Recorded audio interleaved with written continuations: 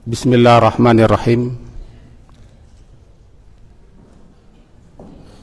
Alhamdulillahi rabbil alamin. Wa bihi nasta'in ala umurid dunya waddin. Asyhadu an la ilaha illallah wa asyhadu anna Muhammadan abduhu wa rasuluh. Allahumma salli ala Muhammad wa ala ali Muhammad.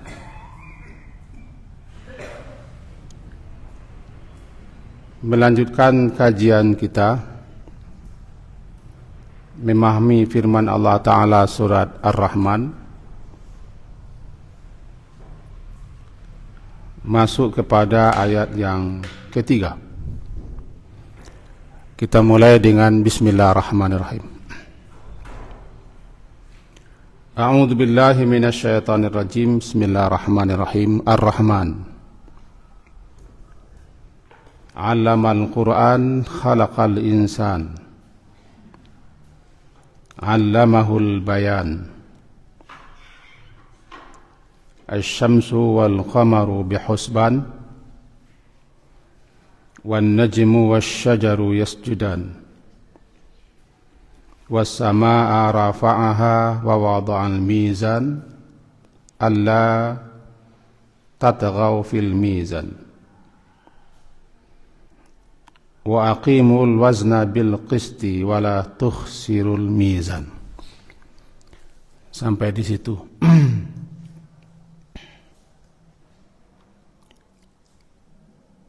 Dalam beberapa riwayat disebutkan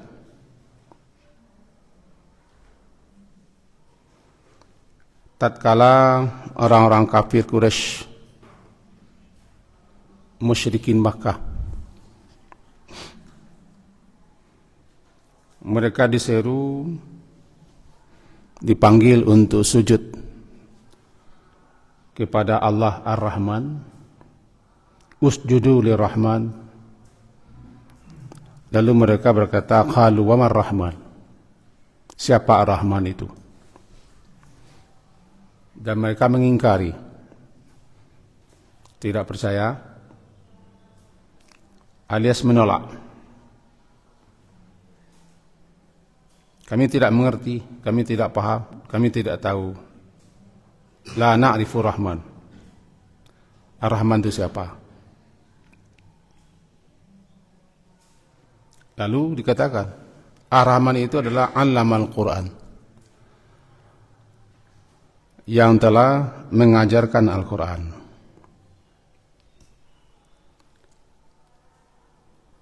Sampai di sini kalau tidak salah dalam pertemuan kita pada hari yang lalu. Maka sekarang kita lanjutkan. Didahulukan menyebutkan Allamal Qur'an daripada khalaqal insan. Pertama, kata para ulama-ulama kita bahwa Al-Quran itu adalah nikmat yang teragung, nikmat yang tertinggi yang Allah anugerahkan kepada kita manusia khususnya.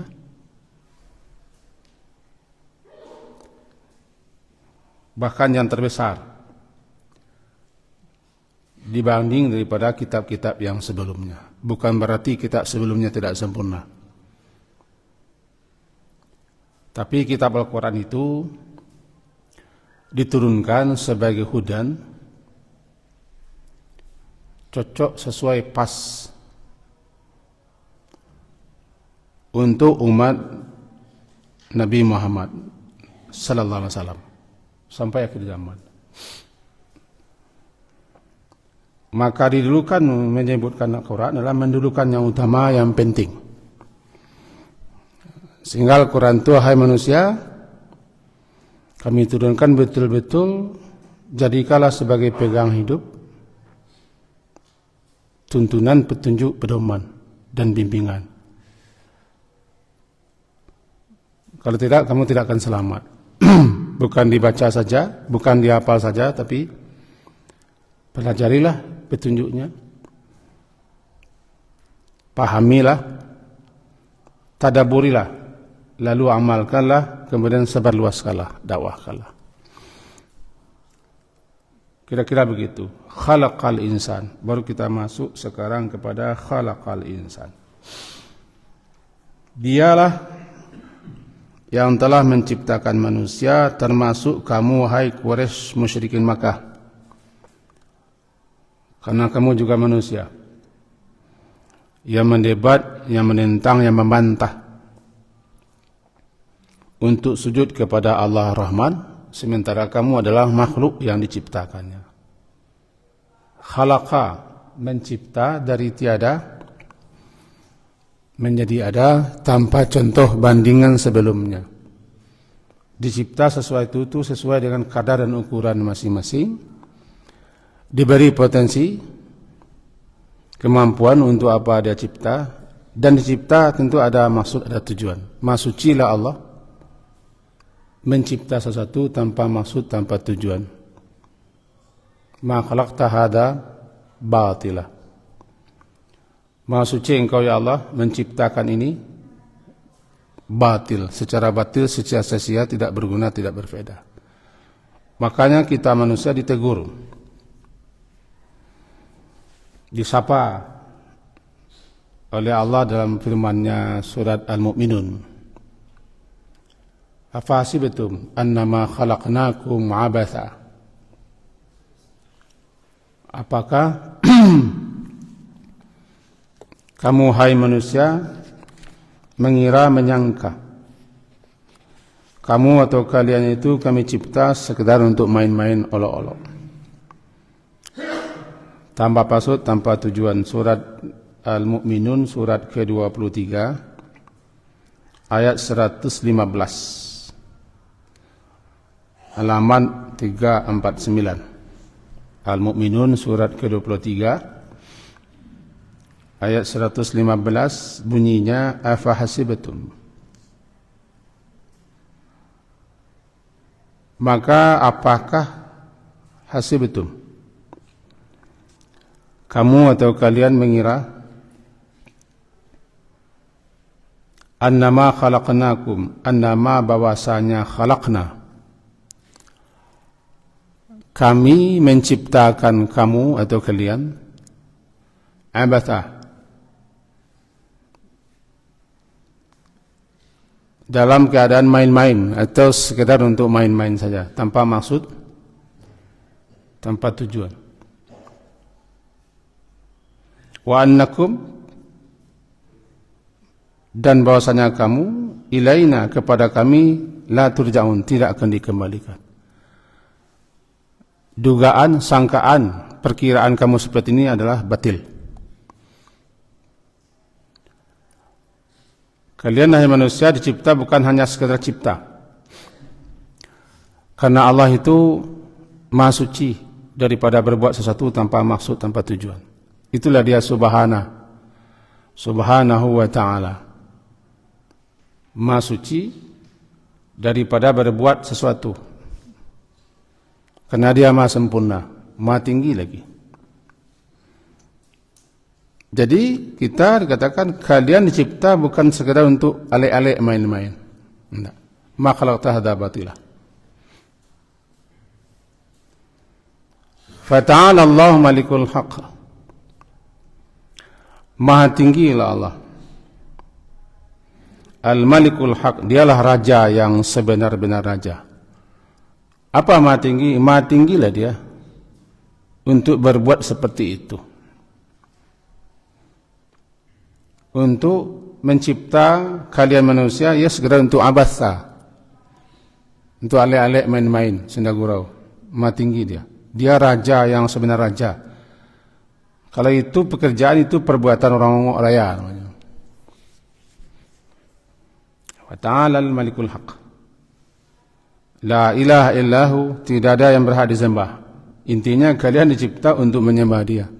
Wa ma khalaqtul jinna wal insa illa liya'budun. Dan tidaklah aku menciptakan jin dan manusia illa liya'budun, melainkan li agar supaya menyembahku. Itu tujuannya. Bukan untuk menyembahku, agar kalian menyembahku. Kalau untuk menyembahku pasti semuanya menyembah Allah.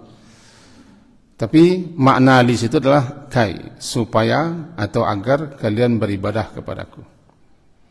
Maka diutus rasul-rasul semenjak Nabi Nuh sampai Nabi Muhammad, semua ajakan mereka sama. Ya qaumi, wahai kaumku, wa'budullah, sembahlah Allah. Ma lakum min ilahin ghairu, tidak ada bagi kamu satu pun yang berhak kamu sembah melainkan Dia saja. Itu seruan rasul-rasul, semua rasul. Bahkan awal seruan di surat Al-Baqarah itu, ya ayuhan nas, wahai sekalian manusia, wa'budu rabbakum, sembahlah Rabb kamu, beribadahlah kamu kepadanya, alladzi khalaqakum, yang telah menciptakan kamu. Intinya yang akan kalian sembah itu yang telah menciptakan kalian. Walladzina min qablikum, dan orang-orang yang sebelum kamu. Begitu seruan pertama. Setelah diuraikan ayat sebelumnya, tiga golongan manusia menyikapi Al-Quran. Yang pertama orang mukmin yang bertakwa, dijadikannya Al-Quran itu sebagai hudan. Yang kedua orang kafir yang menolak Al-Quran. Innal ladzina kafaru sawa'un 'alaihim a anzartahum. Yang ketiga orang munafik, asli munafik. Wa minan nasi may yaqul, orang munafik yang menyembunyikan kebencian, permusuhannya, sakit hatinya, menampakkan keislaman. Setelah disebut tiga ini, baru tiba seruan kepada tiga jenis manusia itu. Siapapun di antara kalian, berimankah, kafirkah, munafikkah, ya ayuhan nasu wa'budu rabbakumul ladzi khalaqakum walladzina min qablikum, karena memang kalian dicipta agar supaya beribadah, menyembah, mengabdi, tunduk, taat, patuh, berserah diri kepadanya. Lalu sebagai tuntunannya, pegangannya, pedomannya, petunjuknya, bimbingannya adalah Al-Quran. Untuk menjelaskan Al-Quran itu diutus nabi-nabi. Di sini adalah Nabi Muhammad sallallahu alaihi wasallam. Ini dia yang tadi khalaqal insan. Didulukan alam Al-Quran daripada penciptaan manusia supaya manusia tahu ini Al-Quran ini. Diturunkannya supaya kalian jangan kebingungan dalam hidup ini. Kalau bahasa Buya Hamka, jangan kalian undang-undek hidup kan. Undang-undek. Undang-undek ko kira no ndak jeleh. Ane ka di kaca, ane ka di kako, ane ka di kerajuan. Tiba di jalan ndak tentu arah dan tujuan. Undang-undek. Jangan kalian mengundang-undek hidup ko. Aku Al-Quran. Maka menjadi suatu kemestian kita supaya hidup kita tertuntun, terarah, terbimbing. Tetap berada jalannya lurus. Maka tetaplah berpegang kepada petunjuk yang telah Allah turunkan. Wa'tasimu bihablillah jami'ah. Hablillah di situ sebagian ulama menjelaskan Al-Quran. Wa'tasimu bihablillah, maka berpegang teguhlah kamu dengan tali. Ketika kamu berjalan, betul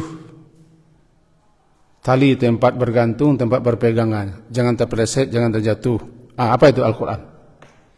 Jami'ah. Nah, kembali kita kepada yang tadi. Khalaqal insan, yang telah menciptakan manusia, mencipta dari tidak ada menjadi ada, tanpa contoh, tanpa banding sebelumnya, dengan maksud dan tujuan. Lalu diberi manusia yang telah dicipta itu potensi, kemampuan untuk melaksanakan, mengerjakan untuk apa dia dicipta. Kita, tujuan pencipta kita jelas, kita beribadah kepada Allah. Lalu kita diberi potensi untuk itu. Pencipta kita disebut dengan khaliq. Kita makhluk. Kalau begitu, hai makhluk, sembahlah Khalik kalian. Khalik kalian cuma satu. Itulah tauhid. Itulah tauhid.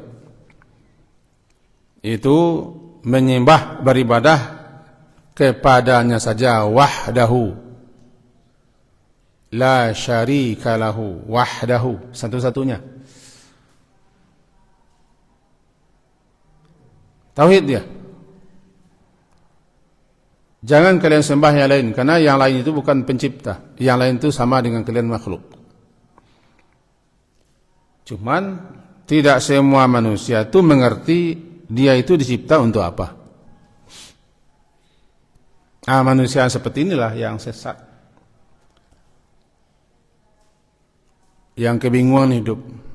Walaupun mereka telah intelektual, pakar, pendidikannya sudah sampai ke langit, tapi kalau tidak ada keimanan kepada ini, tetap dia bingung, dia hidup untuk apa.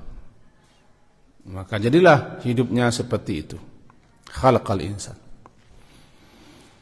Allamahul bayan. Yang kedua, allama mengajarkan.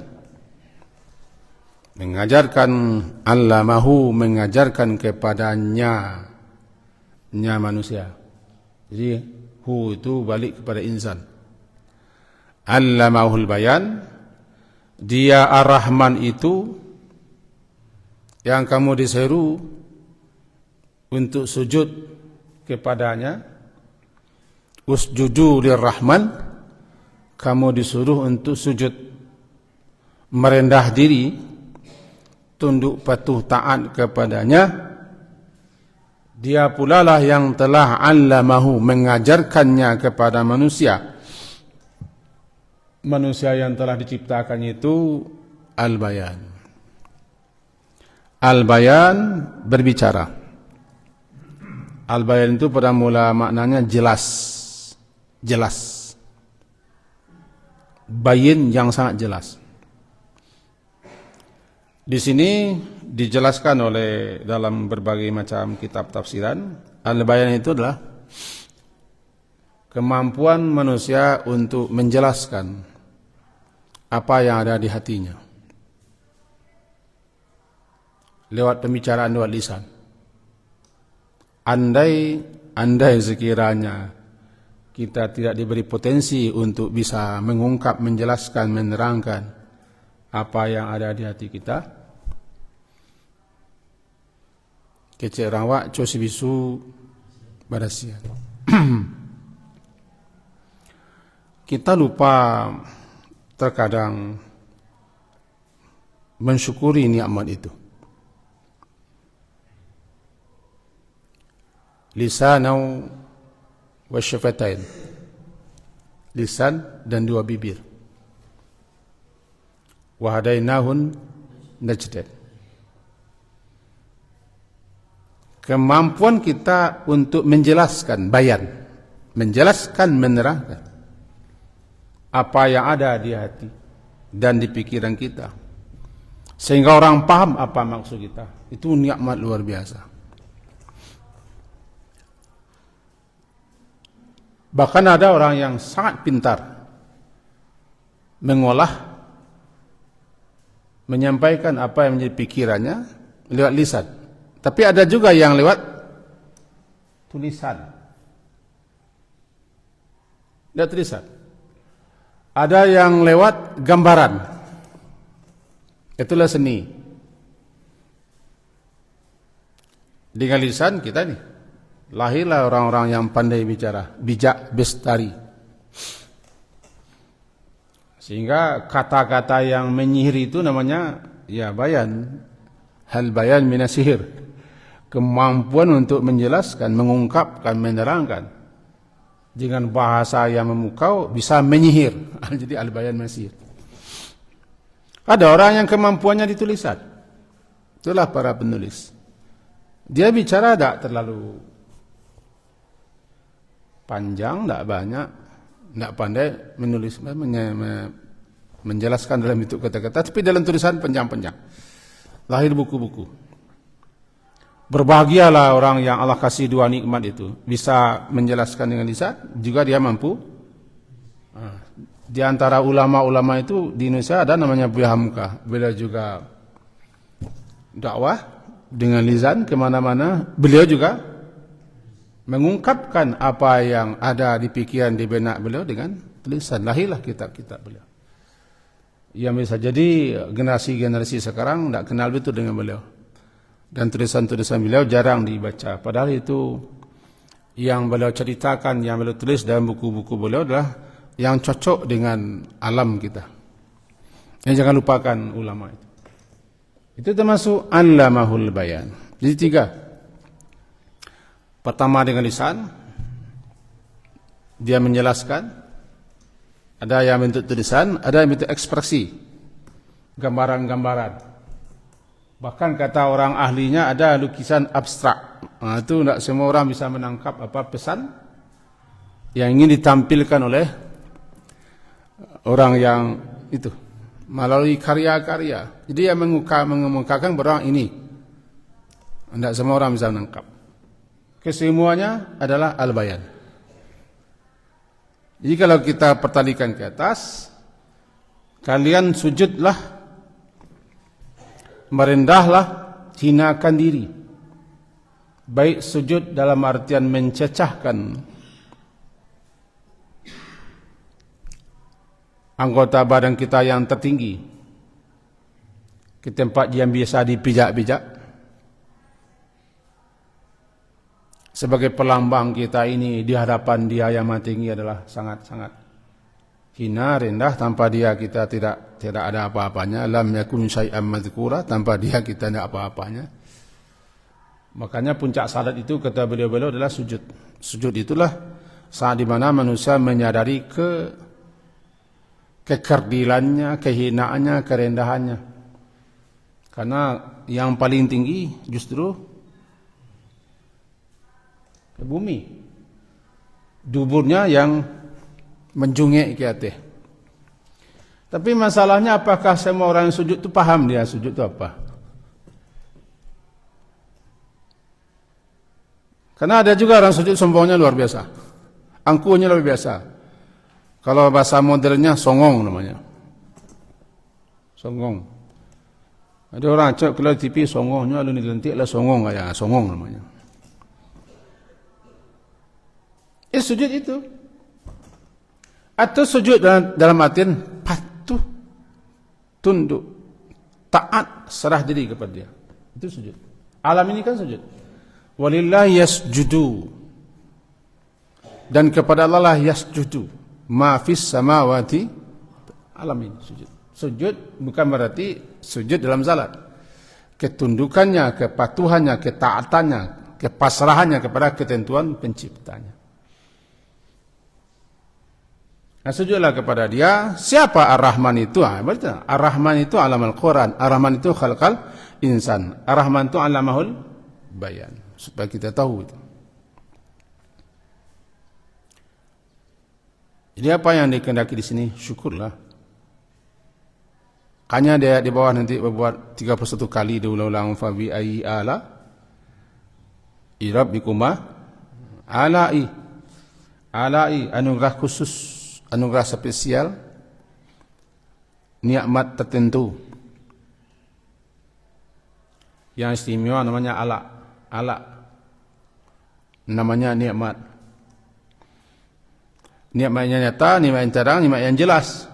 Cuma kadang-kadang banyak mata orang yang tertutup melihat nikmat itu. Ala fabi'ai alai rabbikuma tukadziban. Diulang 31 kali. Jadi untuk memahami fabi'ai alai rabbikuma tukadziban, ya bacalah ayat sebelumnya. Ini sampai fabi'ai alai rabbikuma tukadziban kan ayat ke-13.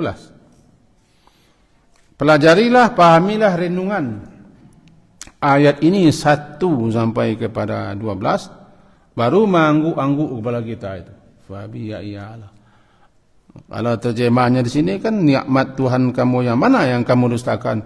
Mengangguk kita ada nikmat. Semuanya nikmat Allah. Cuma kita yang tidak bersyukur. Kita yang lupa mengkaji nikmat, mempelajari nikmat karena kita gila nikmat. Kata beliau-beliau menjelaskan hamba-hamba nikmat itu banyak, tapi hamba pemberi nikmat tidak berapa. Maka banyaklah orang yang mengabdi kepada nikmat, lupa kepada pemberi nikmat. Ada yang itu syukur. Sehingga syukur itu tidak berapa orang. Qalilam ma tashkurun, sedikit. Pandai bersyukur, bisa bersyukur, mau bersyukur itu wajib pula disyukuri. Syukur kita dua. Mensyukuri nikmat dan mensyukuri karena kita bersyukur. Karena tidak semua orang bersyukur. Qalil. Apa qalil? Sedikit. Tambah pula ma sempurna. Sabana-bana yo sakacik seketik orang yang bersyukur. Syukur yang dikehendaki oleh Allah, bukan syukur kita saja. Syukurlah milah lah. Syukurlah, enggak, bukan syukur itu yang dikehendaki. Kembali kita kepada yang tadi, Allamaul bayan asy-syamsu wal qamaru bihusban. Husban, hisab, perhitungan. Hisab, perhitungan. Kemudian ditukar patronnya menjadi husban. Pakai alif dan nun, itu kesempurnaan, ketelitian. Maka mananya asy-syamsu, matahari, wal qamar, dan bulan, beredar menurut perhitungan yang sangat teliti, akurat. Karena bergeser saja sedikit, ada kiamat yang ngeri. Bergeser sedikit, itu kata para ahli antariksa. Barangkali ilmu kita sama nih, sama-sama dulu pernah belajar di SD. Belajar alam dan antariksa, salah. Peredaran matahari, bulan, dan bumi. Tiga itu makhluk besar yang sering dibaca tentang bintang-bintang. Jadi ada bumi, ada matahari, ada bulan, ada bintang-bintang. Semuanya itu berjalan di orbitnya masing-masing, husban. Husban hisab, perhitungan. Husban dengan perhitungan yang sangat teliti, sangat teliti. Sedikit saja keluar dia daripada garis orbitnya, kiamat negeri. Karena saya tidak ahli di bidang ini saya tidak akan panjangkan. Cukuplah ini orang ilmiah yang memahaminya. Kita hanya memahami sesuai dengan buku-buku. Karena saya sendiri tidak ahlinya. Bagi saya juga tidak ada teropong-teropongnya, teleskop tidak ada. Paling-paling belajar di buku-buku ketika sekolah dulu dan dibaca-baca itu. Cuman luar biasa. Dalam kata-kata husban lah tersembunyi semuanya dengan penuh ketelitian, akurat, jelimet. Beredar, berjalan di orbitnya masing-masing. Karena bintang-bintang yang kecil itu kan justru beratus kali lipat besarnya pada bumi. Kata beliau ahli antariksa juga kan, langit pertama ini sudah sekian banyak jumlah bintang-bintang. Bukan jutaan, tapi miliaran. Miliaran. Yang nampak di kita kecil, rupanya besar daripada bumi. Kecepatan cahaya 180.000 per detik. Jadi kata beliau, boleh jadi ada bintang itu yang sudah memantulkan cahayanya 1.500.000 tahun yang lampau, baru sampai sekarang ke bumi cahayanya. Ada ulama Indonesia yang agak suka menjelaskan itu, B. Arifin. Siapa yang telah pernah kenal B. Arifin? Beliau menggambarkan itu. Jadi kita pulangkan ini kepada orang ahlinya. Matahari dan bulan berjalan, beredar dengan perhitungan yang sangat teliti, akurat, jelimet. Ini nikmat yang jarang pula kita syukuri. Kita di bumi, mati dan bulan, lupa kita bahwa makhluk yang dua itu makhluk besar. Dia taat, dia tunduk, dia patuh kepada sistem yang telah dirancang oleh penciptanya. Patuh dia. Intinya kata beliau-beliau, yang tidak patuh itu, yang tidak taat itu kita. Alam patuh. Alam bersujud. Alam tunduk. Bahkan anggota badan kita ini tunduk. Mata dicipta untuk melihat. Nanti otomatis dia berkedip ketika ada sesuatu. Telinga mendengar. Bahkan ada namanya refleks. Refleks itu salah satu faedahnya untuk menjaga diri kita. Jasad kita semuanya sebenarnya sujud kepada Allah. Yang tidak sujud adalah yang dalam tuh. Dan kadang yang bantu buah sanaubar. Sanaubar buah. Di orang awak bernama hati sanubari. Sanaubar buah mirip apel, tapi bukan apel, sanaubar. Kita orang jantung hati sama dengan itu. Buah sanaubar menjadi hati sanubari. Di hati sanubari itu terdapat hati hakiki kita. Itu yang nam mangkiang nan dorako nan taga nan mada nan mangerengkang nan tak tunduk tak taat. Itu noh. Dan anggota badan kita petuah saja. Betul anggota badan, berjalan, ngecah. Menengah. Anda menyuruhkan dalam kuah. Anak dalamku tak betul. Alam besar-besar berjalan sesuai dengan ketentuan dia, namanya bihusban. Wan najmu wasyajaru yasjudan. Di sini lebih ditekankan dua makhluk. Najmu. Ini wallahu alam, saya cuma pernah belajar dengan guru-guru dan kemudian membaca-baca, merenung-renungkan, menambah koleksi-koleksi pengetahuan. Itu kepandaian saya. Kata beliau-beliau yang ahli di bidangnya, najmu itu berbeda dengan kaukab. An-najmu adalah bintang yang punya cahaya sendiri.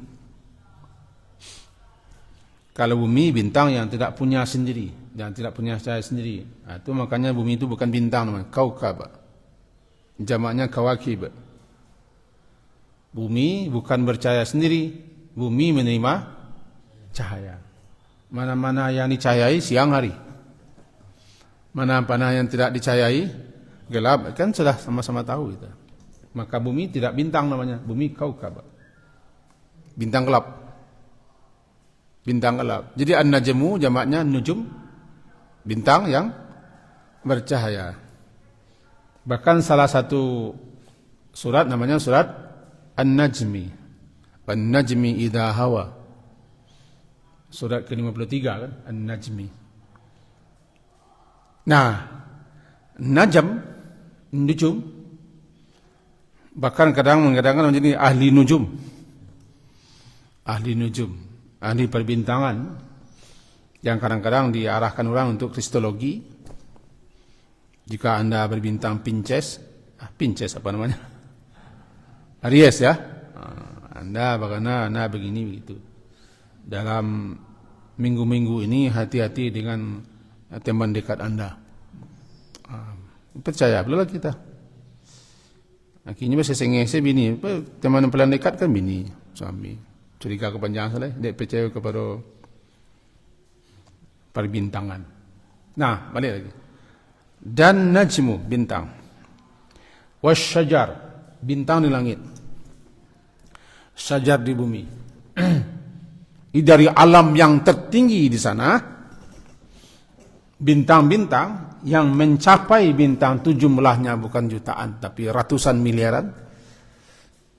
Kata beliau ahli antariksa NASA, ratusan miliaran. Itu di langit pertama. Langit pertama dihiasi dengan bintang-bintang. Walaqad zayyana as-samaa'a ad-dunya bimasabih. Kami hiasi langit pertama, langit dunia itu dengan masabih, bintang-bintang yang bagaikan pelita di malam hari. Nah, dari alam tertinggi sana, bagi kita manusia, bintang-bintang sampai yang di bumi. Pohon-pohonan yang tak mampu kita menghitung pohon. Kemampuan manusianya memang menebang pohon, merambai pohon, mengabihan kayu Kalimantan, itu kemampuan manusia. Titik, tidak kita lanjutkan, ini kajiannya lain lagi. Hah? Itu Kalimantan. Sejar, pohon-pohon. Makhluk itu, najam yang entah berapa banyaknya di angkasa raya. Kan kita tahu bahasa langit itu 7 lapis.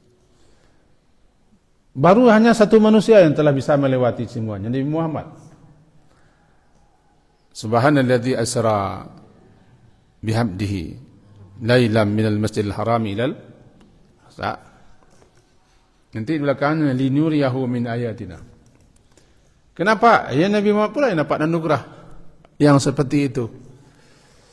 Kalau tidak juga, kan anugerah Allah juga. Yang telah mengarungi lapisan-lapisan langit dalam semalam. Kalau tidak iman, tidak percaya orang. Kalau tidak iman, yang iman tidak percaya. Makanya orang Quraisy tidak percaya. Kurang semalam Muhammad naik ke langit, tutup ke bawah.